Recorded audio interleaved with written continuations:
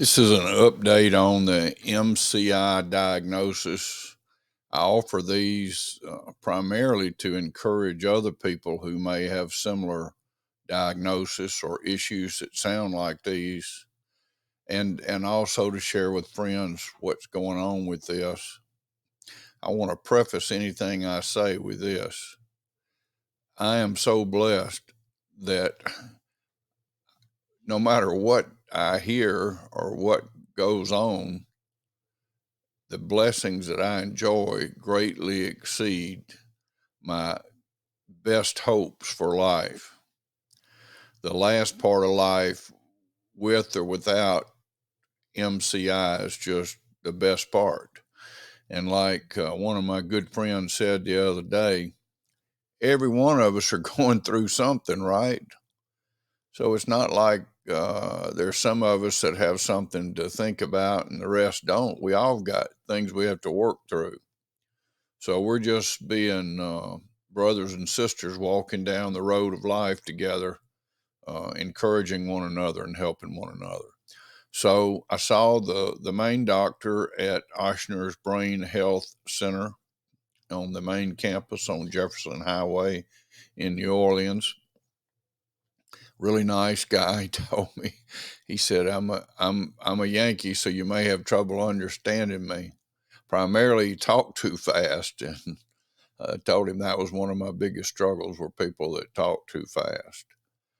But really nice guy, really smart, put me through a lot of tests, spent probably 2+ hours just one on one with him, drawing things and saying, what do you see in this blot or this photograph, or what tools do you see in this thing, and walking and pulling on this and pushing on that, and word questions and all sorts of things.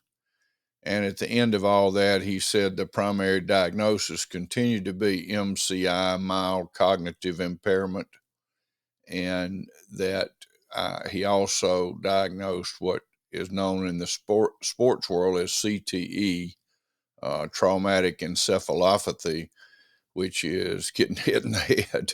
And that's the reason I chose this picture. One of my first big knockouts, I think he and I counted maybe at least 8 times of concussions, was a Shetland pony. And I was with C.L. Leonard, and his mother took us. She was visiting some of her family. They lived on a part of what most of us growing up knew as Pritchard Farms.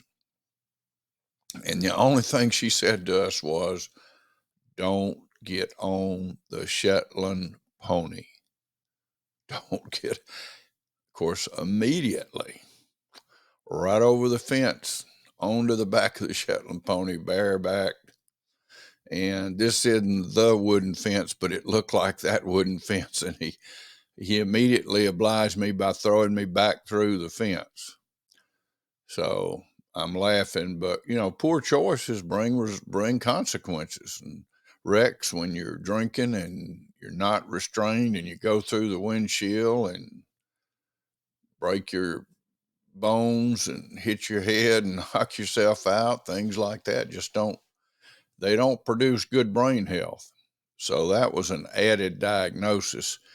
He that had been referenced, I think, before, that it was a contribution factor. So anyway, the main thing that I wanted to tell you is that I've begun to experience a couple of things that I hadn't experienced before. I wouldn't call them hallucinations, but they are things that I'm not sure if they're real or not. Like recently, I became convinced in my mind that I was in school and I was behind and I wasn't showing up for the test. And sometimes I think those were dreams, and sometimes they were daydreams where would suddenly think, "Oh no, I've got to get here, I've got to get there." Uh, the other thing is something I experienced actually today. It was probably the worst event of that, and it involved not being able to perform some things that I wanted to do as a part of the social media ministry. And I needed to pull some video from my photos in my computer over to a program that I do my work in called Canva, to send them over as videos, not as images, but as videos. And they just kept going over as images, even though they were videos.